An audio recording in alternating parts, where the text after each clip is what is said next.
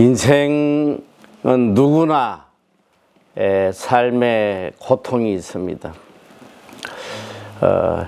요즘 어떻게 이렇게 영상을 가끔 우연찮게 보게 되는데, 보면 참 우리가 볼 때에 정말 행복하고 부러울 것 없이 살아가는 그런 사람으로 보였는데, 이 프로에 나와서 자기 삶에 대한 이야기를 하는데 보면, 저런 고통을 어떻게 이기고 살아가나 할 정도로, 보니까 고통 없는 사람이 거의 없을 정도로 다 고통을 받고 있습니다.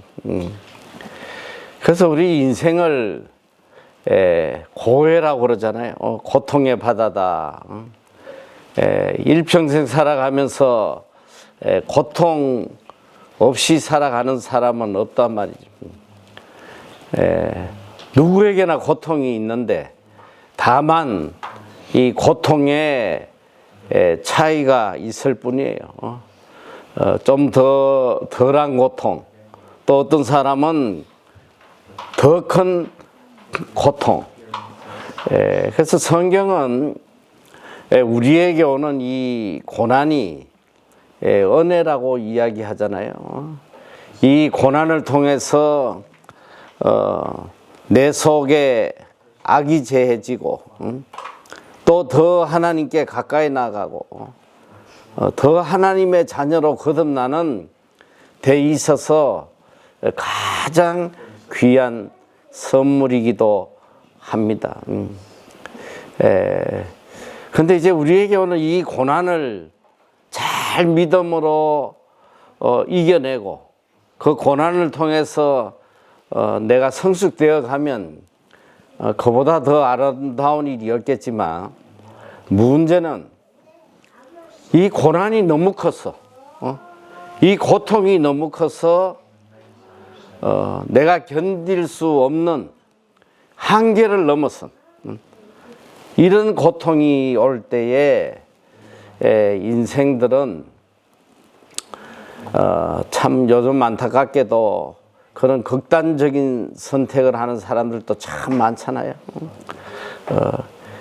이 자살하는 사람들의 원인은 딱 그거예요. 내가 견딜 수 있는 고통의 한계를 넘어서기 때문에 그 고통에서 벗어나고자 이런 참 안타까운 일들을 하곤 합니다. 과연 우리에게 이런 참 견딜 수 없는 고통이 왔다면 어떻게 우리 신앙인들은 이 문제를 풀어갈 것인가? 내가 견디기 힘든 한계를 넘어서는 그런 고통이 나에게 온다면 나는 과연 이 고통을 어떻게 이겨나갈 것인가? 깊이 한번 생각을 해봐야 됩니다. 오늘 여기 성경에 보면 여러분들이 너무나 잘 아는 사건이에요. 38병자. 38년 동안 병자로 누워서 움직이지도 못하고 있는 이 처절한 한 인생의 이야기입니다.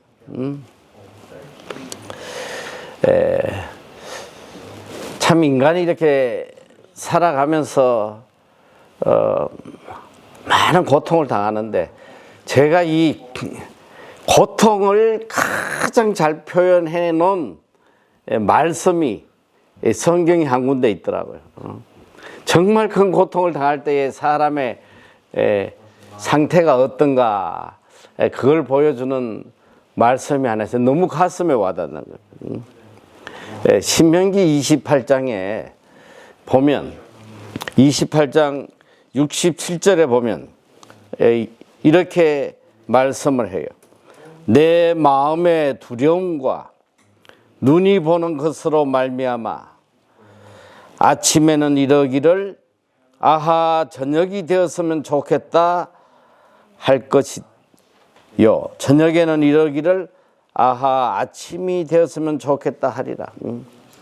여러분 정말 고통당하는 사람은 하루가 얼마나 긴지 몰라요. 한 시간이 천년같이 느껴지는 거예요. 아침이 되면 맑은 정신에서 그 고통을 도저히 견디지 못하니까 빨리 저녁이 와서 빨리 잠이 들어서 좀 잊어버리면 좋겠다. 이렇게 간절하게 밤을 기다리지만 또 밤이 오면 내 뜻대로 잠이 오냐? 그 고통 때문에 잠이 안 온다면 그럼 또 밤이 얼마나 긴지 몰라. 밤새도록 언제 아침이 올까? 참 이게 고통당하는 사람의 모습이에요.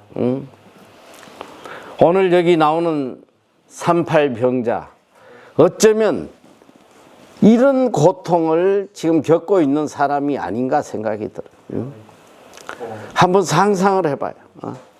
우리가 하루만 아파서 집에 누워서 꼼짝 못해도 얼마나 괴로운데 38년을 어떻게 보면 자기 인생 전부란 말이지 이게.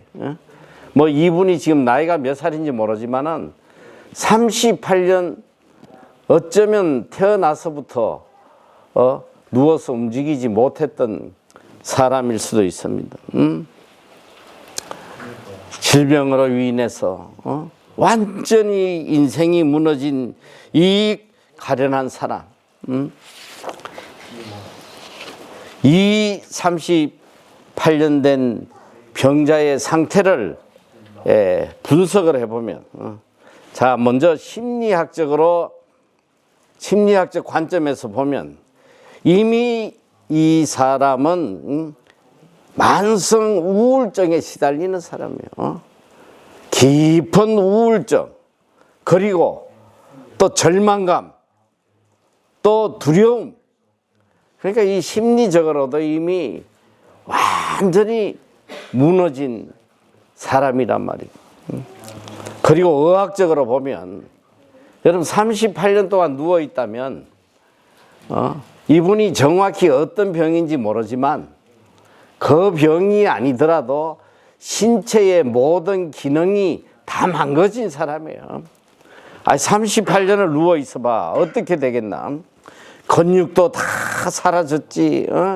그리고 관절이 뭐 제대로 움직이겠어? 그리고 뭐 순환계라든지 소화기라든지 모든 그러니까 이 의학적으로 보면 신체도 이미 다 쓸모없이 된 그런 처절한 상태라는 거예요. 또 사회적인 관점으로 봐도 오랜 질병으로 인해서 완전히 사회와 고립된 사회로부터 고립된 그리고 그의 삶이라는 것은 정말 처절한 가장 인간 밑바닥의 처절한 삶의 질을 살아가고 있는 인생이란 말이에요. 그리고 또 인간관계의 관점, 관계적인 측면에서 봐도 이미 모든 관계가 다 단절된 사람. 친구가 있겠어. 또 뭐 가족들하고도 온전한 관계가 이어지겠냐 말이에요. 오늘 이 38병자의 상태는 육체적인 장애뿐 아니라 심리적인 질병과 또 이 사회적 고립, 또 인간관계의 단절, 그러니까 총체적으로 복합적 병리 상태인 그런 불쌍한 사람이에요. 자, 이런 상황, 이 38병자가 지금 당하고 있는 이 고통의 무게, 이걸 견딜 수 있는 인생들이 과연 얼마나 있겠냐. 스스로 도저히 해결할 수 없는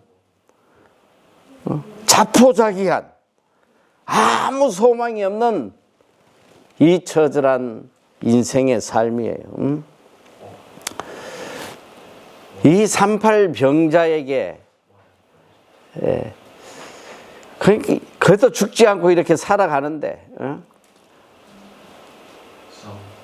이 병자를 그래도 지탱시켜주는 그래도 조그만 소망이 하나 있기 때문에 지금 살아가고 있는 거예요.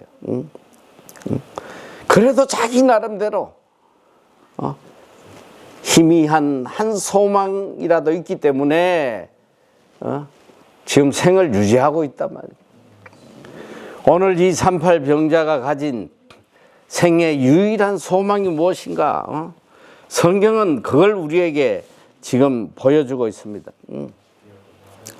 자, 이 오늘 본문 말씀에 보니까 2절에 보니까 예루살렘에 있는 양문 곁에 히브리 말로 베데스다라 하는 못이 있는데 거기 행각 5이 있고 그 다음 절 그 안에 많은 병자, 맹인, 다리 저는 사람, 혈기 많은 사람들이 누워 물의 움직임을 기다리니. 자, 그 다음 말씀. 이는 천사가 가끔 못에 내려와 물을 움직이게 하는데 움직인 후에 먼저 들어가는 자는 어떤 병에 걸렸든지 낫게 되밀어라.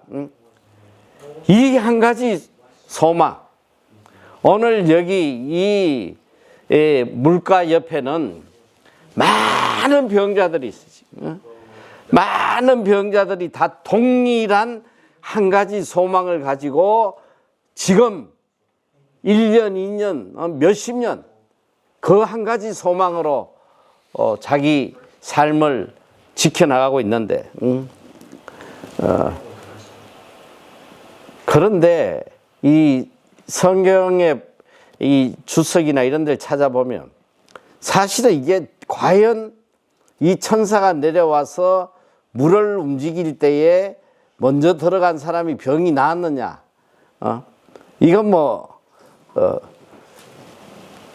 진실인지 거짓인지 아무도 모르지만 중요한 건 뭐냐면 이거는 그냥 흘러내려오는 전성이다. 그냥 사람들 기대감 속에 만들어진 한 가지 전설 같은 이야기가 맞을 것이다. 그래서 우리가 지금 여기 개정개혁도 보고 개혁도 보고 여러 성경들이 있는데 어떤 성경에는 아예 이 4절이 없어요. 없는 성경들이 있어요. 이거는 아마도 구전에 의해서 내려온 것을 이렇게 기록해 놓은 것이지 않겠나. 그런데 오늘 중요한 건 뭐냐? 이 많은 병자, 특별히 38년 된 이 병자의 인생의 유일한 소망, 물이 동할 때에 제일 먼저 들어가는 거. 그에게 가장 간절한 소원은 뭐냐? 물이 동할 때에 나를 제일 먼저 물속에 넣어줄 수 있는 사람. 이 사람이 그에게 구세주예요. 그리고 그가 가장 간절히 원하는 소원이란 말이죠. 그가 몇 년 동안 이 물가에서 그때를 기다리고 있었던지는 모르지만 어쨌든 그가 삶을 지탱하고 있는 유일한 소망이 바로 누군가 나를 물속에 넣어줄 이런 사람을 만나는 것. 이것이 그의 가장 간절한 소원이에요. 그 인생을 지탱시켜주는 유일한 소망이란 말이에요. 그런데 이 가련한, 이 불쌍한 38 병자 앞에 주님이 찾아오시잖아요. 자,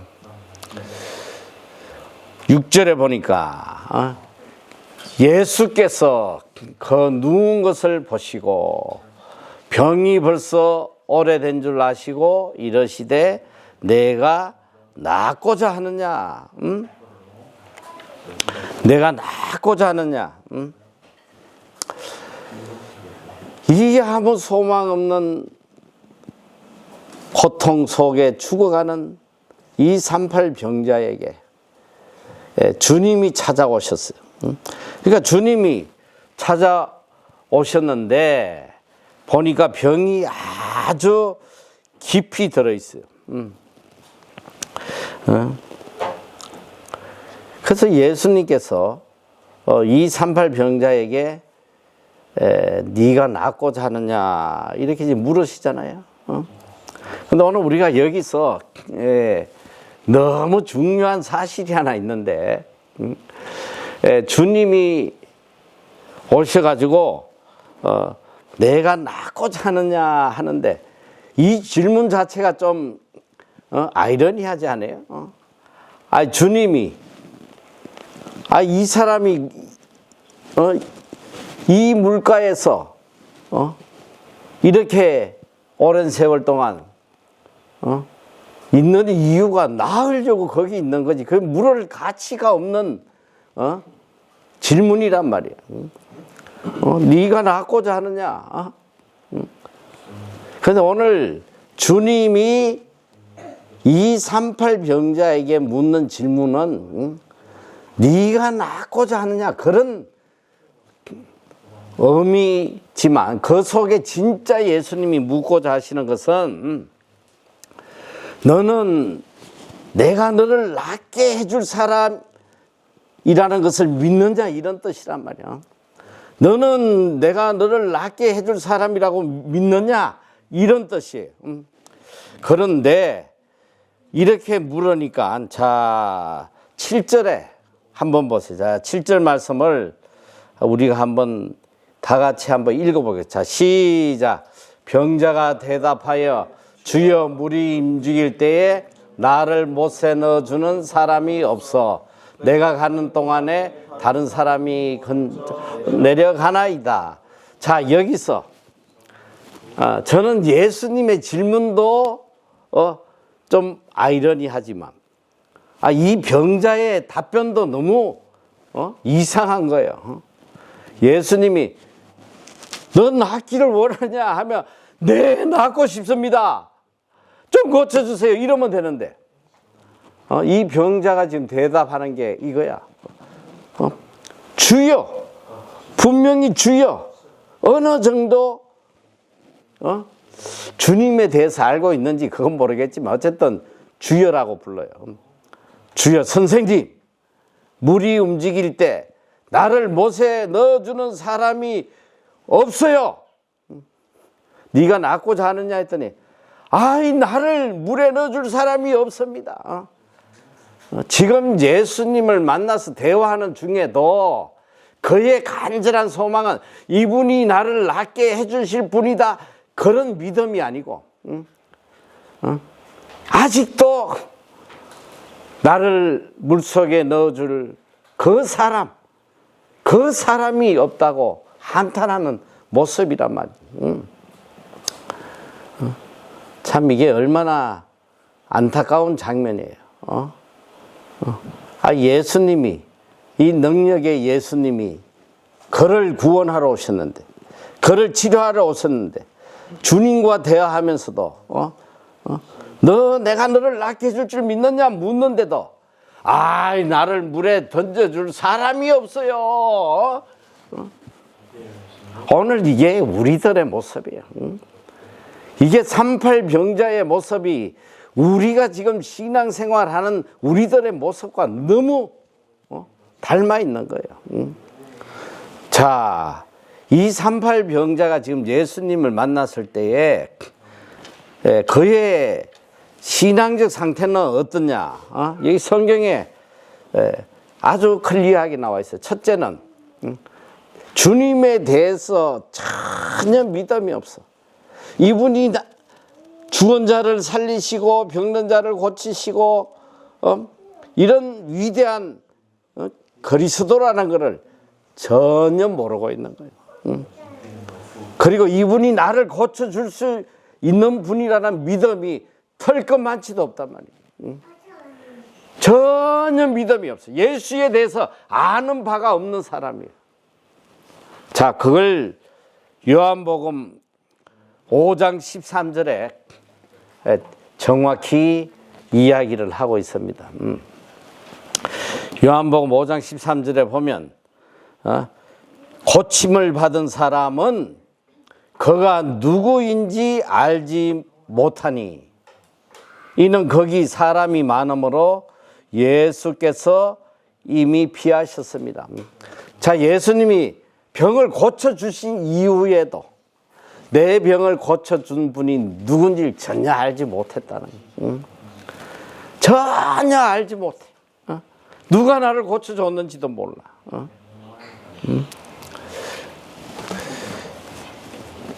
오늘 이 말씀이 우리에게 주시는 놀라운 메시지가 있어요. 결론적으로 보면 이 38병자를 예수님이 찾아오셔서 고쳐주셨다는 거예요. 어떤 자에게? 예수님을 알지도 못하고 예수에 대한 아무런 믿음도 없고 이런 자에게 예수님이 오셔서 그를 고쳐주셨다는 거예요. 오늘 이 38병자의 사건은 하나님의 절대적 은혜에 대해서 우리에게 이야기하는 거란 말이에요. 오늘 우리가 어떤 믿음이 있어서 오늘 우리에게 어떤 아름다운 선행이 있어서 하나님이 우리에게 은혜를 베푸시는 게 아니라 아무것도 모르는 예수님이 누구신지조차도 모르고 나를 찾아오신 분이 누군지도 모르는 주님께서 이를 고쳐주셨다는 거예요. 이게 절대적 은혜예요. 오늘 우리는 이걸 깨달아야 된단 말이에요. 이 사람이 무슨 예수님을 기다린 사람도 아니고 예수님만이 내 병을 고쳐주신다고 예수님을 찾았던 사람도 아니고 성경에 보니까 누군지도 모르는 그런 자를 찾아오셔서 예수께서 고쳐주셨다는 이게 절대적 은혜예요. 성경에도 보면 이 에베소서 2장 8절 9절 말씀을 보면 너희가 그 은혜에 의하여 믿음으로 말미암아 구원을 받았으니 이것이 너희에게서 난 것이 아니요 하나님의 선물이라 행위에서 난 것이 아니니 이는 누구든지 자랑하지 못하게 함이라. 자, 오늘 우리가 그 은혜에 의해서 하나님의 절대적 은혜에 의해서 예수 그리스도의 절대적 은혜에 의해서 그 은혜에 의하여 믿음으로 구원받았다. 그게 절대적 은혜. 그런데 그 은혜로 인하여 믿음으로 구원을 받았다. 자, 우리가 믿음으로 구원을 받는데 그런데 오늘 에베소에서 뭐라고 그랬어요?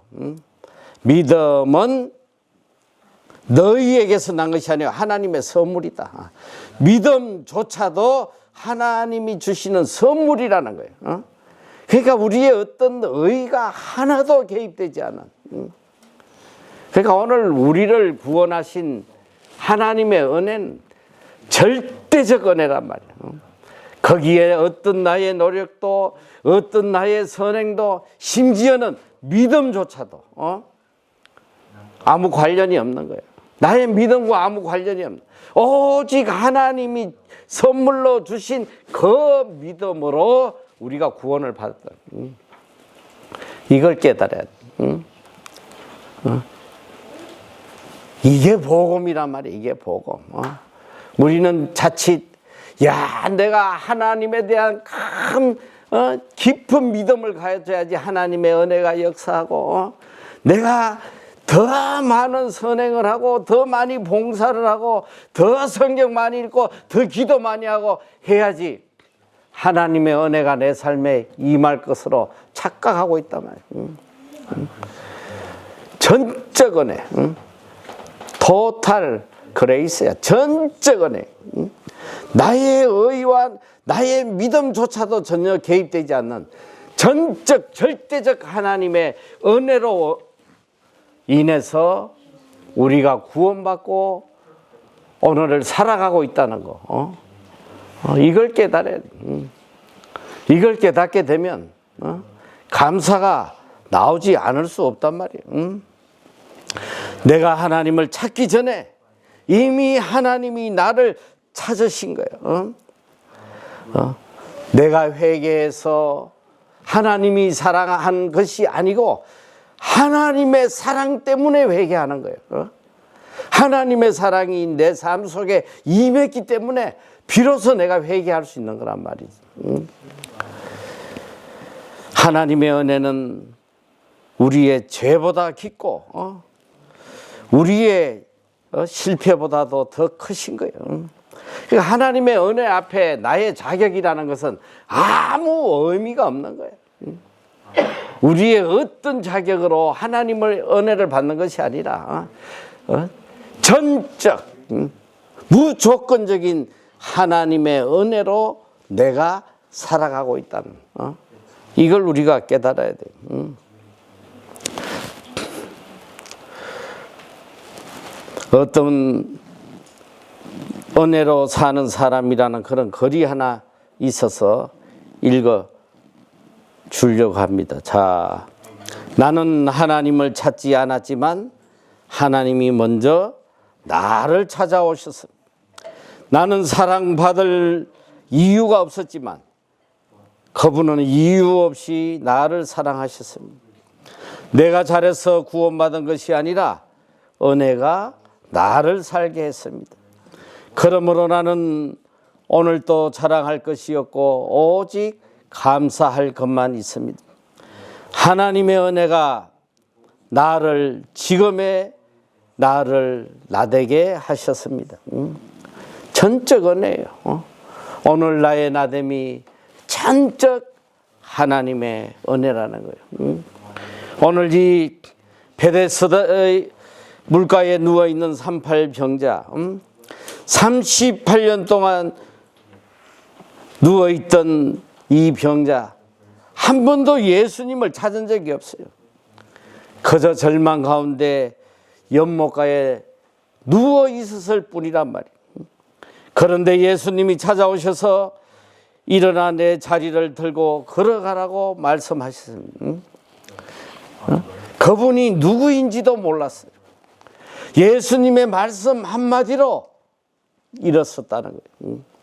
이것이 절대적 은혜. 믿음이 있어서 구원받은 게 아니라 하나님의 일방적인 사랑으로 구원받았다는. 우리가 너무나 잘 아는 요한복음 8장 가늠한 여인이 이 여인이 돌에 맞아 죽게 되었을 때에 예수님이 오셔서 이 여인에게 이렇게 한마디 하시잖아요. 나도 너를 정죄하지 아니하노니 다시는 죄를 범하지 말라. 이 가늠한 여인이 변명도 또 회개도 어떤 한마디의 말도 하지 않았지만 예수님의 용서가 그에게 먼저 임했다는 것입니다. 은혜는 정죄보다 앞서고 사랑은 죄보다도 더 크다는 거, 이걸 알아야 돼요. 우리가 너무나 잘 아는 어메이징 그레이스의 작자 존 뉴턴, 이 사람은 노예선의 선장이에요. 아프리카에서 노예들을 잡아다가 팔아먹고 말 안 듣는 놈들은 때려 죽이고 심지어는 말 안 듣는 자들을 밧줄로 매달아 가지고 상의의 밥이 되게 하고 그걸 보면서 즐겼던 이런 악한 자예요. 그가 한 번은 깊은 폭풍 속에서 죽게 되었을 때에 참으로 하나님 앞에 그는 기도를 합니다. 하나님, 나 같은 죄인도 구원받을 수 있습니까? 그때 그는 깨닫게 됩니다. 하나님의 은혜는 내가 무엇을 했느냐가 아니라 하나님이 어떤 분이시냐에 달려있다. 내가 무엇을 했느냐가 아니라 어떤 나의 행위나 자격이 아니라 하나님이 어떤 분이신지 거기에 달려있다는. 그리고 그는 말합니다. 하나님의 은혜는, 하나님의 절대적 은혜란 인간이 가장 밑바닥일 때 하나님이 먼저 찾아오시는 사랑입니다. 이것이 하나님의 절대적 은혜라는 거예요. 아무 소망이 없을 때, 오히려 우리가 하나님과 원수되었을 때에 도저히 소망이 없는 그런 자임에도 불구하고 그때 주님이 찾아오시는 거예요. 여러분, 이 38병자 한 번도 주님을 찾아본 적도 없고 절망 중에 죽어가는 그를 주님이 직접 찾아오셨다는 거예요. 그리고 주님이 그에게 말씀을 하세요. 저는 또 이 장면을 보면서 큰 감동을 받는데 8절에 보면, 자, 8절에 보면 예수께서 말씀하세요. 자, 예수께서 이러시되 일어나 내 자리를 들고 걸어가라 하시니, 그 다음 9절, 자 9절, 그 사람이 곧 나아서 자리를 들고 걸어가니라. 이날은 안식일이니. 자, 여기 말씀 보니까 예수께서 이러시되 일어나 내 자리를 들고 걸어가라 하시니, 그 이제 많은 분들은 이 구절에 대해서 이렇게 이야기를 해요. 자, 오늘 이 38병자가 이렇게 병 고침을 받고 기적을 체험한 것은 그가 주님의 말씀에 전적으로 순종했기 때문이다. 그가 병 고침을 받은 거 주님의 말씀에 대꾸하지 않고 토달지 않고 전적 순종했기 때문에 이런 은혜를 입었다. 그런데 말씀을 깊이 이렇게 묵상해 보면 그게 아니더라 이 소리예요. 자, 예수께서 이러시되 일어나 내 자리를 들고 걸어가라 하시니 그 사람이 곧 나았어. 이 사람이 예수님의 말씀을 듣고 일어나라니까 벌떡 그 말씀을 듣고 일어난 게 아니라 고침을 받고 일어났더라 이 소리야. 그 말씀을 순종하기 전에 먼저 고침을 받은 거예요. 주님이 먼저 고쳐주셨어. 일어설 수 있게 고쳐주신 거예요. 주님의 말씀이 임하는 순간 그는 바로 고침을 받았어요. 그래서 이것이 절대적 은혜라는 거예요. 나의 순종으로 기적이 일어난 게 아니라 주님의 은혜가, 순종보다 주님의 은혜가 먼저더라 이 소리예요. 이걸 우리가 깨달아야 돼요. 주님의 은혜가 얼마나 큰지 몰라요. 자, 그리고 예수님이 세 가지를 명령하십니다. 첫째는 일어나라.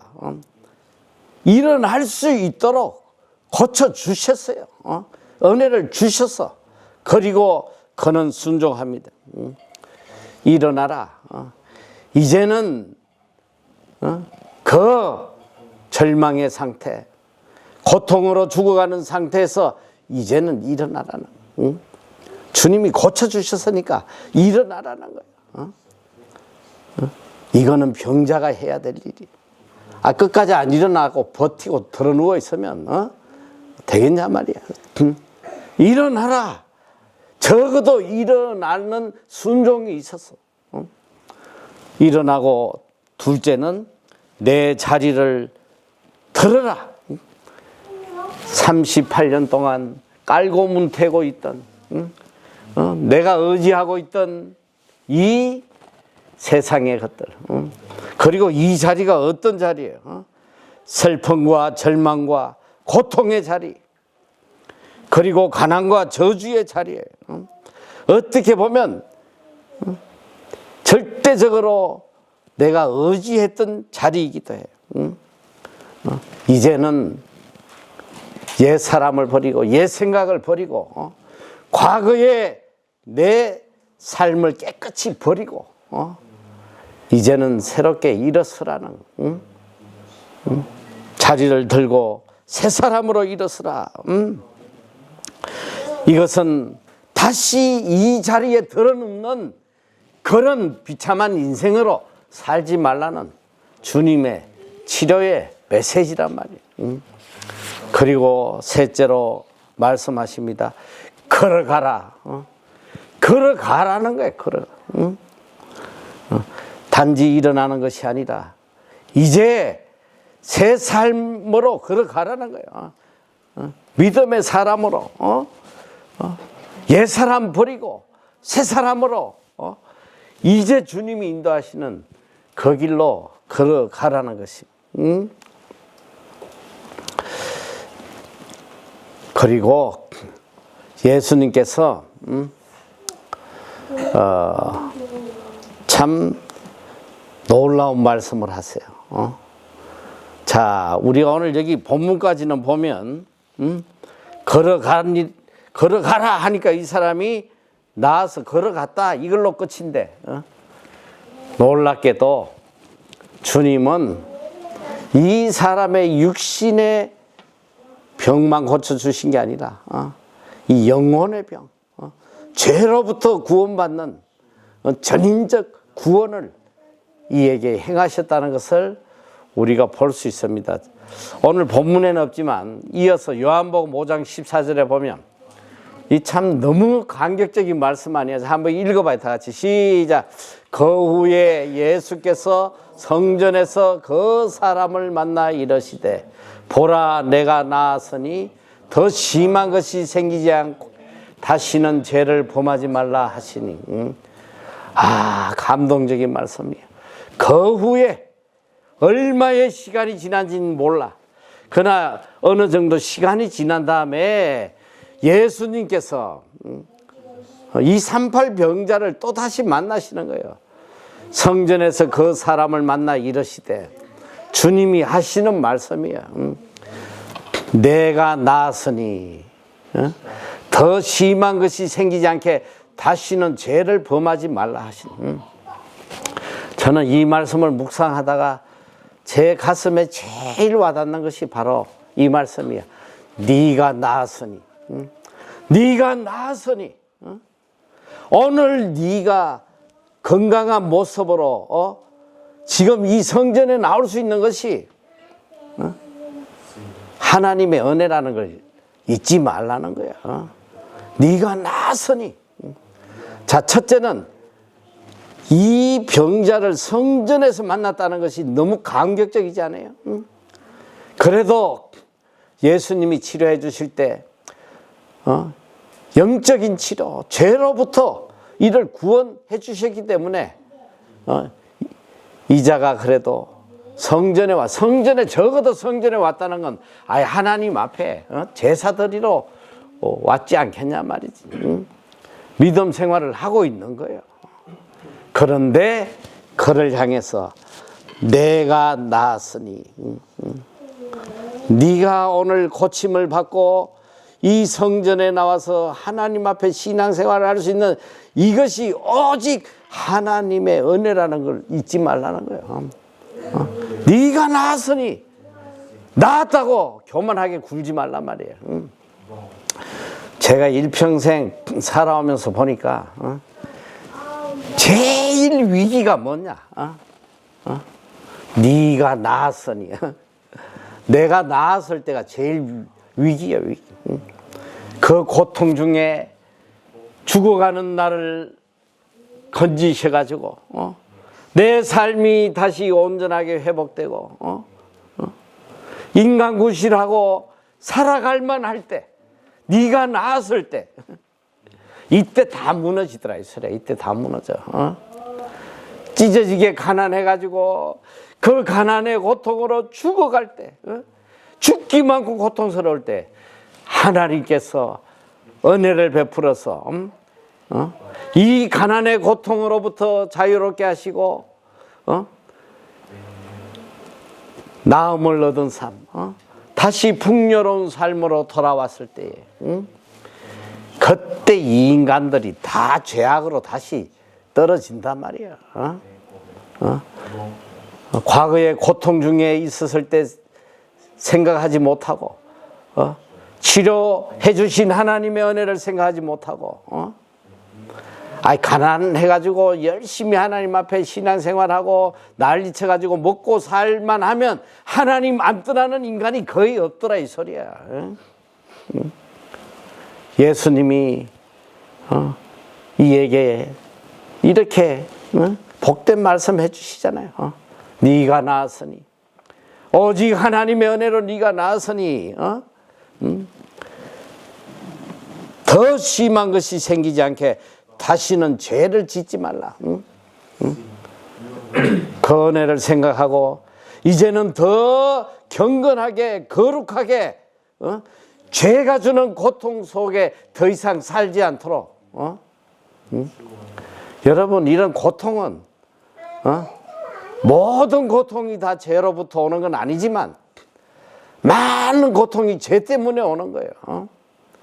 다시는 죄로 인해서 이런 고통 속에 떨어지지 않도록 하나님의 은혜를 생각하고 이제는 경건하게 진실되게 살라는 것입니다.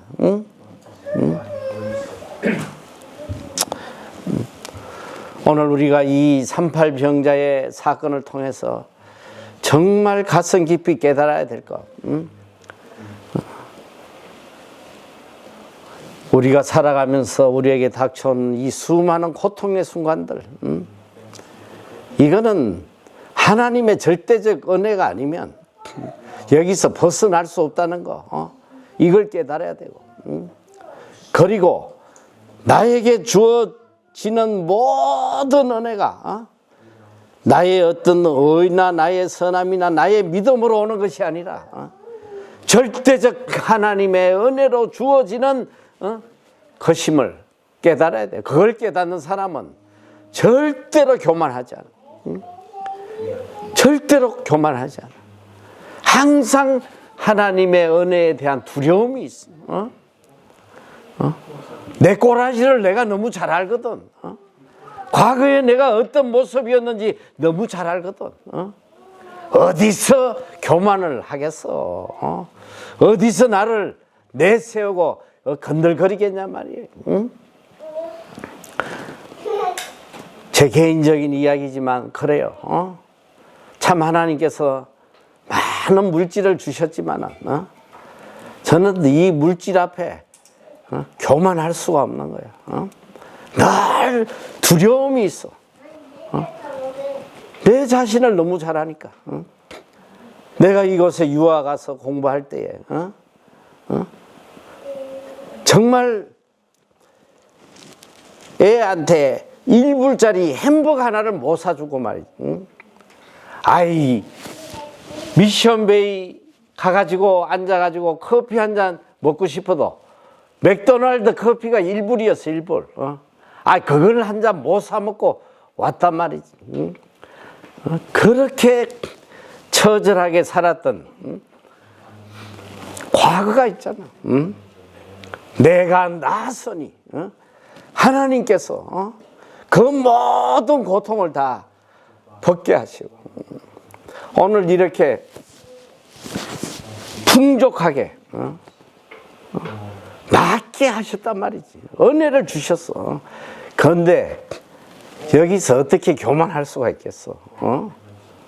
돈 좀 있다고 거들먹거리고 조금이라도 교만하면 바로 예수님 말씀이 그거야. 더 심한 병이 들기 전에 더 이상 죄짓지 말고 하나님 은혜 생각하고 경건하게 살라는 거예요. 그리고 나의 나됨이, 내 삶이 절대적 하나님의 은혜다. 나의 의도, 나의 선행도, 나의 믿음조차도 아니라는, 믿음조차도 하나님이 주신 선물이지. 절대적 하나님의 은혜로 오늘 나의 나됨이 있음을 깨닫고 늘 겸손하게 경건하게 살아라. 이것이 또 다시 고통으로 빠지지 않는 가장 복된 길이다. 오늘 이걸 가슴에 깊이 새겨야 돼요. 그래서 이제는 일평생 하나님의 자녀로서 온전한 삶을 살아가려고 늘 이 절대적 은혜를 기억하고 살아가는 여러분 삶이 되시기를 축원합니다.